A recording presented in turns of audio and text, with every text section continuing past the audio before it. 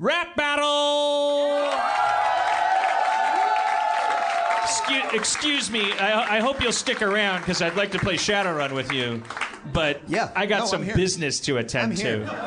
Do I need Someone's to get on coming the to other town microphone? talking shit. An MC Clarity, are you still down?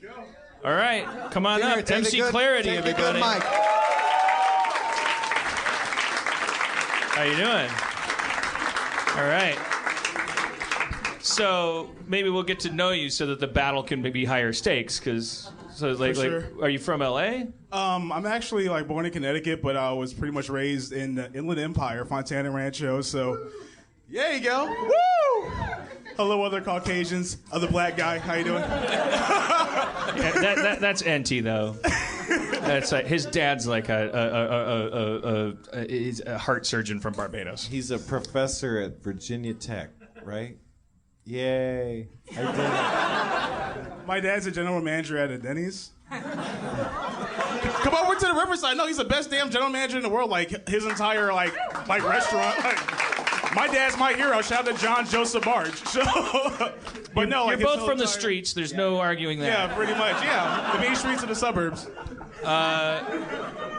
Are you young enough to ask how old you are? You seem kind of young, or maybe I shouldn't ask that. If you say no, well, how old are you? Want to guess? Because black don't I don't know. So black don't crack, so I would just say I don't know. You're a kid. I don't know. You seem like a kid, 20-something, 23, 25. I'm 28 years. Oh, Yeah.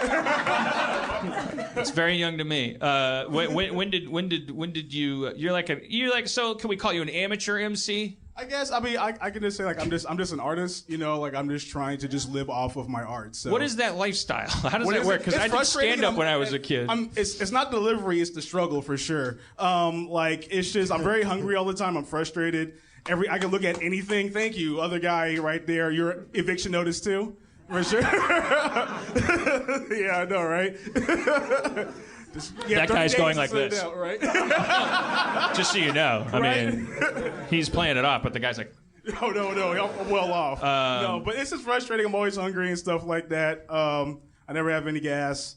I always try to find a story in something. So if I see just a kid crying about their ice cream, I need to find a social, political turmoil about how America is just some one kid crying about their ice cream. I'm actually writing a song about foot fetishes. So are you are you thinking in rhymes when you look at that kid? Yeah, sometimes. So you're like cone, alone.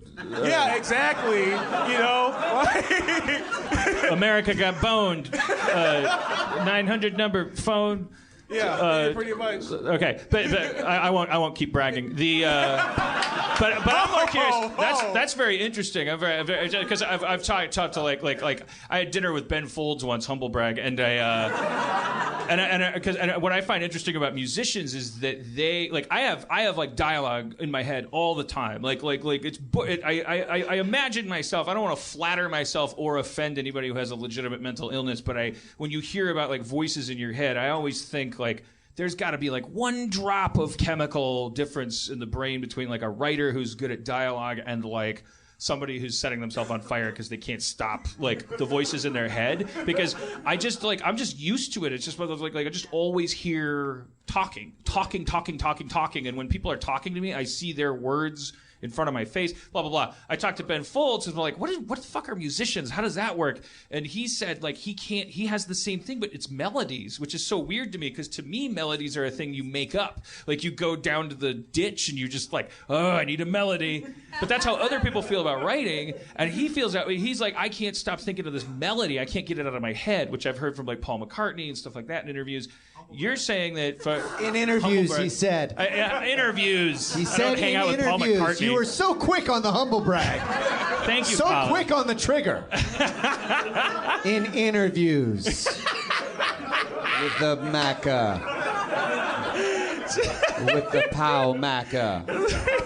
As he's called in Brazil. Colin Hanks is exhausted, having just been promoting his documentary probably all week, and he has to come here and defend me from. He was very quick on the humble brag yell. I really thank you for doing that. But no, the thing that you're talking about, that there's a very big difference between crazy and insane. you can deal with a crazy artist because they're constantly focused on whatever it is that their brain needs to focus on, whether it's words or melody, whatever. They're crazy because they hear melodies all the time. Whereas insane is just a fucking insane person. Well, you're always connecting things, but here's the thing. When I listen to like Eminem lyrics, I'm like, this guy must have been born in a generation where it's like, oh, because of hip hop culture that came before him, and because of maybe something in his brain, like he's thinking phonetically because he rhymes shit that I'm like, that didn't rhyme until you made it rhyme. Do you think in rhymes? Do you hear rhymes in your head or? I definitely do. I mean, how I usually kind of start the process is. Every song I do is a story, so the first thing I do is I just think about what the story is going to be about. So I always have to make sure I have a beginning, a middle, and the end. And I always have to write out. Out the story. That's a callback. Thank you. You want to tell story? You're saying taking us back to the kid with the ice cream cone. You're saying when you look at the kid with the ice cream cone, you're like, I want to rap about that. Yeah, pretty much. Like if I sounds see like your grandpa if I see a asking kid him. like say if he drops an ice cream, the first thing I'm thinking about was this kid must have had my story was he had a shitty day. No one wanted to pick him for kickball. His graham crackers were too soggy and all this other shit. And all he really fucking wanted was just that chocolate chip icing from Thrifty. He was so excited, got out the store, and then he tripped on something. He's like, "Fuck," you know what I'm saying? Like my saving grace, and now I'm gonna destroy my teddy bear because I don't know what else to do. That's pretty much how I'm gonna put my story because I feel like. There's a twisted, bittersweet thing in anyone's moral of the story of the day. You can have the greatest day possible, but I feel like something about your day is bittersweet. So I always try to make sure I end every note of my song in a bittersweet, lyrical, funny way. So bittersweet would be an example. Would be so he doesn't get any more ice cream, but he's gonna lose weight. Yeah, pretty much. Yeah, like the moral of the story is he's not going to be diabetic. You know what I'm saying? So I mean, yeah, because his diabetes will come a year later. And that's like and then it goes into some weird sketch with you and your friends in a car. Yeah, it's like smoking a lot of marijuana. Yeah. Looking at the kid who said, "Oh shit, your ice cream." As we all have ice cream, we're like, "Aha, we have money. We're adults. We have jobs. We can just buy something else." I can never figure out how I feel about those comedy sketches that rappers do on their albums. I'm like, on one hand, I don't want you to stop, but on the other hand, you really need to take a workshop. I think this is insane. This all kind of depends. It's one of those things to where it's just like. Everyone wants to be something that it's like when you have movie stars who want to be singers like Jennifer Lopez. She did Selena. She was like, "Fuck, I have a great voice," and she was like, "I'm going to go ahead and be a singer." When you have actors or if you have rappers or singers who are you know what, I'm going to go into acting, and you go when you're you know what, I'm really not that great of an actor, but I'm gonna still keep on doing it. So it's kind of the same thing with the skits. You know, I don't have very funny skits. I actually have a very very corny skit with my girlfriend in it, where this is about going on a shopping spree at swap meet.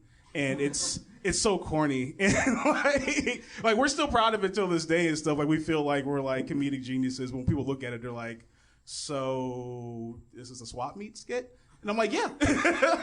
It's funny. It's her birthday. It's a $60 shopping spree. She wanted a purse was $5 over. Go for it. And that same reaction you guys have right now, that's the exact same feeling I get from my mother, my dad, my friends. You never know when you're going to hit the gold mine that is a decaying eucalyptus tree. Yeah, exactly. You don't know what the people are going to consider an important story. All right, so when you battle mothers, do you do it sitting? Do you do? I got two beats from our man Zach in the booth.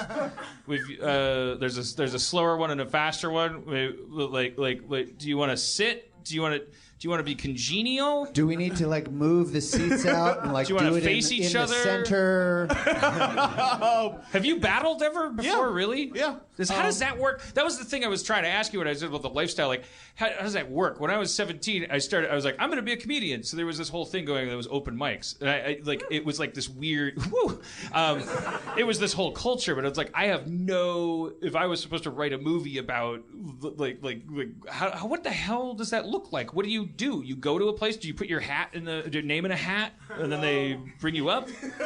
I mean, you can do open mics or something like that. I know when I just started writing, I just started showing people, and I just tried talking to the right people, and I just started doing open mics or different gigs. So if I have a promoter that's saying, "Hey, I'm doing something in Santa Ana. It's a two-song set. Just go in and do it, and then you. But these venues that are doing it publicly, these are like showcases and stuff. Are people like? Is it like a honky tonk where they're like boo you and throw beer bottles? It depends. I mean, I actually had an experience like that like 2 weeks ago. I was actually off Sunset Boulevard 2 weeks ago. I was actually a couple blocks away from here, and. I mean, I'm a very I'm a very geeky rapper, and so when I go in there, I'm just real confident because I'm lyrically awesome. But the whole, I have to go in there like fuck this shit. Like I'm like hip hop Carlton, but like I'm really good at rapping. My Tom Jones, nigga, please. But anyway,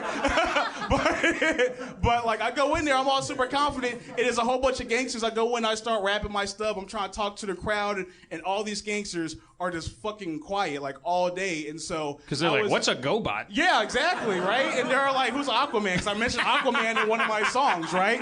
Like I talk about Batman and Robin, like actually getting married and stuff like that, And so they just weren't feeling that shit at all. And so I was like, I don't know if they're gonna boo me or shoot me in the face. And so like it really sucks. But I mean, this is one of those things where you have to keep going. If you believe in a dream, you just got to keep going and just do whatever it takes. Well, I'm sorry to destroy your dream tonight, but oh wow, we got to stand up now. But you know what? Stand up now. Yeah.